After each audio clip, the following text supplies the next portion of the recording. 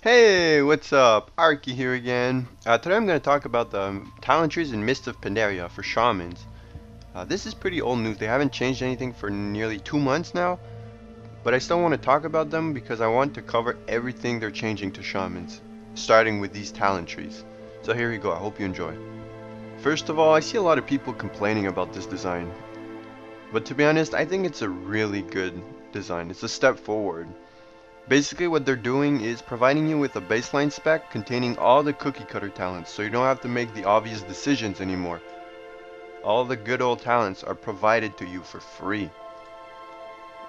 So you see you have Spirit Link Totem, Mana Tide, all the good old totems and talents. But if you look at the spec, well, all these talents are actually really good, and choosing between them is a challenge. You gotta pick the right talents according to your playstyle. So it makes the game more fun, in my opinion. Let's start by taking a look at the first tier. The first tier is about rooting or peeling people off yourself. The first talent, Frozen Power, is very similar to what enhancement shamans have right now, except they seem to have removed the range requirement on it, which makes it viable for all three specs. But maybe not so much for Ellie, since elemental shamans really need their shocks for good damage output. So yeah, probably a better option for enhancement and resto. Earth Grab Totem is very similar to what elemental shamans have right now in the game, except the only thing is that it now roots on pulse, and it doesn't root on every pulse, so it makes the mechanic pretty random. It feels like we'll have less control over our roots, but yeah, we're just gonna have to be careful with it. And the third talent is Repulsion Totem. The good thing about this talent is, unlike the other two, it doesn't have a cooldown, or it doesn't like share a cooldown with other shocks or anything. So yeah, this one is kind of, well, it seems pretty okay, I guess, but the problem is we have no idea what repel means. There is no repel mechanic in the game right now. Repel is not the same thing as knockback, such as Thunderstorm. A Thunderstorm totem would be way too OP.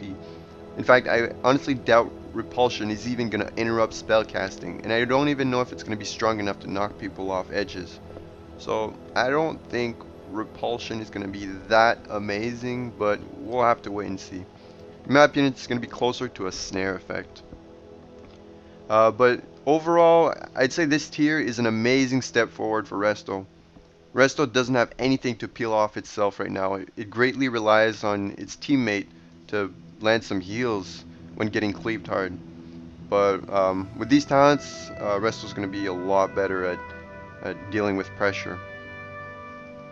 The second tier is about survivability. We have, first of all, the Nature's Guardian talent, the one that is currently available to Resto in-game. Well, the good thing about this talent is that it's completely passive. You don't have to use it, so like it works. It's really reliable. It's on a 30-second cooldown. It's not that strong, but it definitely helps, especially for Resto. The second talent is Stone Bulwark Totem. This totem grants you a shield every 5 seconds for 30 seconds and has a 1-minute cooldown. Now, the good thing about this totem is that it has a pretty high uptime and grants you survivability over time, which makes it a great totem to mitigate damage such as warlock damage, or just dot damage in general. But the only problem with it is that it's a totem, and when you drop a really powerful totem, don't expect to get more than the first pulse, because people will switch to it and kill it extremely fast. So you're gonna have to hide it, or play with the boxes and play really safe. So yeah, it might be a good totem, but it's gonna be squishy and easily counterable. The good thing about this totem is that it's a reactive totem. You drop it when you're taking damage, so it's pretty easy to use. The third one is kind of weird in my opinion. It's a reworked version of the old Astral Shift talent we used to have in Wrath of the Lich King. The way it works, it's on a 2-minute cooldown. When you use it, you take 50% less damage, but you also deal 50% less damage and heal for 50% less. It lasts 6 seconds. Now, this is kind of like a pain suppress, except you can't heal yourself while you're in it. Well, you can't heal yourself for as much.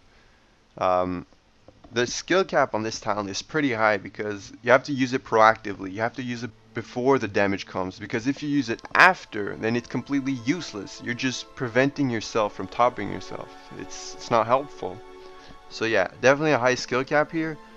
But then again, on a 2-minute cooldown, that's kind of long.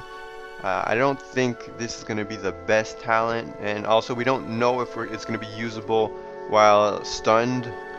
So yeah, we need more details here, but for now, unless you're getting cleaved hard by a TSG, I don't think this is the right talent to pick. I'd go with the first two ones for now. But, I mean, we'll have to wait and see. The third tier is about free casting and mobility. The first talent is Improved Ghost Wolf.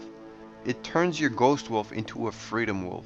Now, one thing to note is that the current version of that talent in-game does not provide Freedom Wolf. It provides you with no cast time on Ghost Wolf. But now it's the other way around. Instant Ghost Wolf is provided to you for free, and this talent turns your Ghost Wolf into Freedom Wolf. So yeah, if you have Blessings of Freedoms from your team, from a Pally or a Hunter, then you don't necessarily need that talent. So you can go look at the other two options. The second option is a Totem, which gives your party an AoE freedom for 6 seconds on a 1-minute cooldown. This talent is amazing for enhancement, probably the best option, since as enhancement you're just trying to stick to your target. You don't spend a lot of time in Ghost Wolf. So yeah, it just adds something else you can do to break roots, in addition to Spirit Walk, Shamanistic Rage, Earthbind, which removes snares. So yeah, it's a pretty interesting choice here. Also, might be good for Resto Shamans trying to assist a tank to get across the map in raided battlegrounds. I'll have to try it out. And the third talent is an Aura Mastery on a 1-minute cooldown. Now, the current version of Aura Mastery for Paladins is on a 2-minute cooldown. So this one is actually twice as good, and it's amazing for Ellie and Resto. But I mean, if you want to grab this talent, you have to be ready to sacrifice the Freedom Wolf, which is a pretty big deal. So I'd recommend going for that only if you're running with a Paladin or a Hunter that can provide you with freedoms when needed. The fourth tier is about healing output. Let's take a look at the last talent first. Fortifying Waters. Well, this talent decreases the magic damage taken by 10% when standing in healing ring. Okay, this is pretty good. There's nothing like that for PvE yet. So it's definitely an extra buff for raiding, but like it's not good for PvP at all. You don't have the window to drop healing rate in PvP. Plus, you can't stand in healing rate. You got to be mobile. So this talent will only reduce your mobility. It might be good for raided battlegrounds, but then again, I doubt it. So definitely one of the other two options for PvP for all 3 specs. The second option, Ancestral Guidance. It makes it so whenever you're healing or dealing damage, 40% of that amount is turned into healing and heals a nearby ally. So it lasts 10 seconds. It's a really good option for the DPS specs, Enhancement and Ellie, because in Arena or Raided Battlegrounds, you often find yourself having to choose between capitalizing on a burst window or peeling off your healer or a DPS. So this talent helps you make that decision. You can do both. You can go really hard, pop all DPS cooldowns and try to burst something as you're helping your healer. So yeah, it's a really good option for both DPS specs. It really helps capitalizing on those small burst windows you get. The first one, Healing Tide Totem, is pretty much like Mana Tide, except it pulses for health instead of mana. This is a really good option for the spell power specs, so Ellie and Resto. It probably won't scale as well for enhancement, but who knows, we'll have to try it out. This totem is on a 3-minute cooldown, exactly like the other one, Ancestral Guidance. But the only problem with it is that it's a totem. So then again, if you drop it, you have to be able to hide it because it can get destroyed really easily. But the good thing about this talent is that as Resto, your healing output is extremely high, and you don't need more healing output. Most of the time, you're just getting cleaved hard, and you cannot create a small window where you can hardcast heals. Right now, you rely extremely on your teammates to create this small window where you can hardcast. So yeah, you don't need more healing output. This talent, Ancestral Guidance, provides you with more healing output.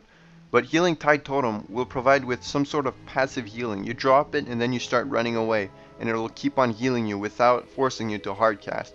So it's definitely a good option here. This is probably the talent I'm going to choose for Resto PvP. But then again, we'll have to try it out. Let's take a look at the 5th tier. The 5th tier is about damage output. The first talent, Elemental Mastery, is exactly the way the current version of Elemental Mastery is right now in the game for Ellie. The only thing though is that in order to be good, Elemental Mastery needs to be matched with feedback, and I don't see feedback in the spec window here, so maybe they just forgot it, maybe it's gone, I don't know. Yeah, if you pick Elemental Mastery, you have to keep in mind you'll have to deal with the full 3-minute cooldown. I guess it's a pretty good talent if you're running a bursty comp like double DPS in 2s or something like that, but the other two options are also really good for other specs. And also Elemental Mastery, I doubt it's going to be that good for Enhancement or Resto. The second talent, Nature Swiftness.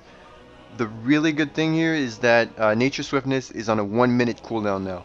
I don't know if this is the final number, but 1 minute on free spell is actually amazing.